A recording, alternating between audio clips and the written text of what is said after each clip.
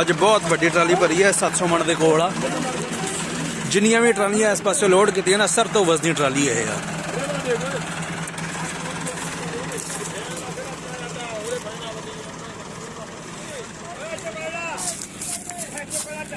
ਇਹ ਪਿੱਛੇ ਟਰੈਕਟਰ ਲਾਇਆ ਆਪਣੇ ਵਾਲਾ 75 ਅੱਗੇ ਜਿਹੜਾ ਵਾ ਟਰੈਕਟਰ ਤਾਊ ਜੀ ਦਾ ਲਿਆਂਦਾ ਇਹ ਤਾਊ ਜੀ ਦਾ ਹੈ ਆ ਜਿਹੜਾ 85 ਆ। ਬਾਕੀ ਉਹ 87 ਮਾਡਲ ਜਿਹੜਾ ਵਾ ਇਹ ਕਜ਼ਨ ਦਾ।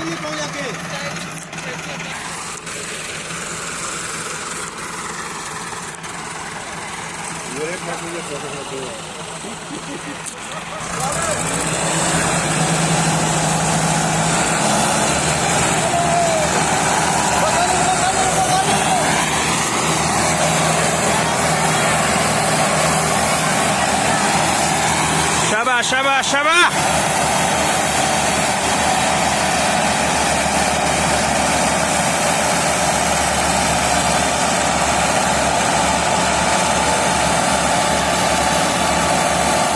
खिंच दे जबरदस्त है।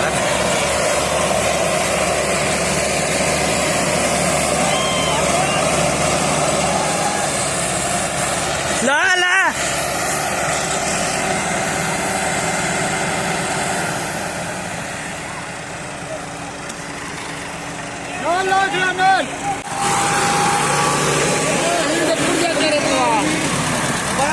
ट्रैक्टर सीधा करके पाना तो पाला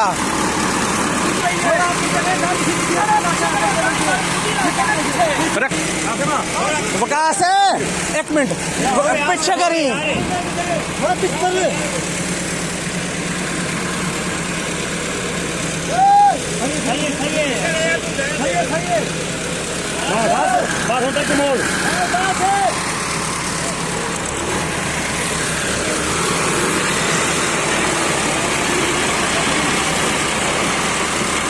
जो कट के पाना तो कट के पाला